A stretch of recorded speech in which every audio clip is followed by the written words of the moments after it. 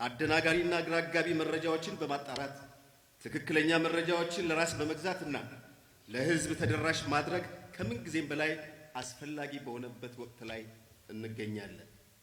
በብልጽግና ፓርቲ መሪነት በህዝብ ተሳትፎ እየተረጋገጠ የመጣውን ሁለንተናዊ የእድገት ጉዞ በተግባር ሂደት የሚስተዋሉ ተግዳሮቶችና በቀጣይ ትኩረት የሚሹ ጉዳዮችን ተከታትሎ ለህዝብ የማሳወቅ ለብሔራዊ ገዢ ትርክት ግንባታ ዋነኛ መሳሪያ ሆኖ ማገልገል ይገባዋል። እንደ መጤ የፖለቲካ ባህል በመቁጠር የተጠና የፖለቲካ የኮሚኒኬሽን ስራ የሚጠይቅ ነው።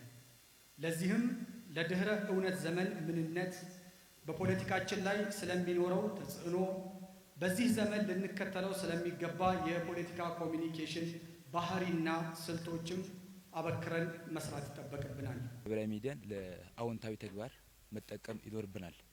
ቢያንስ ህዝብን ከህዝብ ጋር የሚያስተሳስር ህብረ ብሔራዊ አንድነት የህትማማችነት ወንድማማችነትን ትስስራቸውን በሚያጠናክር መልኩ በመጠቀም ሀገራዊ ግዴታችንን መውጣት አለብን።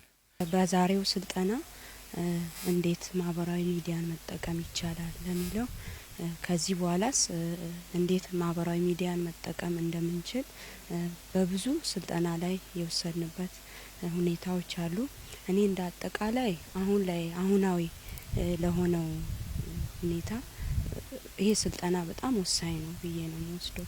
ለኔም ከኔ ጋር እዚህ መድረክ ላይ ተሳታፊ ለሆኑት ብቻም ሳይሆን ላሉት ለአጠቃላይ ለፓርቲው አባላት ይሄን መድረክ ታች ማውረድ እንዳለብን፣ ሲቀጥል ይሄን የሰለጠነው ማህበራዊ ሚዲያ አጠቃቀም ከዚህ በኋላ ባለው ሁኔታ ሁሉም መጠቀም እንዳለባቸውና ለሁሉም ግልጽ አድርገን መጠቀም እንዳለባቸው ነው እኔ ማስበው። በተለይ ሀገርና ህዝብን ችግር ውስጥ ለመጣል የመንግስት ባለስልጣናትን ሞራል ለማኮሰስ የሚሰሩ አንዳንድ የራስ ወዳድ ግለሰቦች አሉ። ዋና አላማቸውም ቢሆን ለህዝብና ለሀገር የሚጠቅም ሀሳብ ማመንጨት ሳይሆን እንደዚህ ብሎ ጠልፎ የግል ጥቅማቸውን ለማስከበር የሚሄዱበት መንገድ እንጂ ለማንም ይጠቅማል የሚል ነው ሀሳባቸው ጠቃሚ ቢሆን ኖሮ በሀሳብ ነበር የሚሟገቱት። አይደለም፣ በሀሳብ ላይ የተሟገቱ አሉት።